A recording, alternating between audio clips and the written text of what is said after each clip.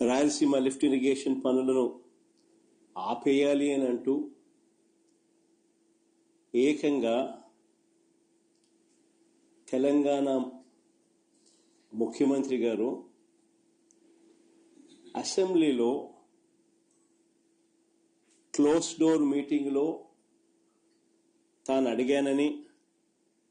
తన మీద గౌరవంతో చంద్రబాబు గారు ప్రాజెక్టును ఆపేశారు అని ఏకంగా తెలంగాణ ముఖ్యమంత్రి తెలంగాణ నిండు అసెంబ్లీ సభలో వాళ్ళ రిలేషన్షిప్ గురించి, చంద్రబాబు నాయుడు గారు రాష్ట్రాన్ని ఎలా అమ్మకానికి పెట్టారు అన్న వాస్తవాల గురించి ఏకంగా రేవంత్ రెడ్డి గారు అన్న మాటలు నిజంగా ఇది చూసిన తర్వాత ఒకసారిగా రాష్ట్ర ప్రజలకు అందరికీ కూడా, రైతన్నలందరికీ కూడా, మరీ ముఖ్యంగా రాయలసీమ, నెల్లూరు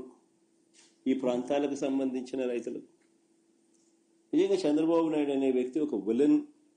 క్యారెక్టర్ కింద కనిపిస్తుంది.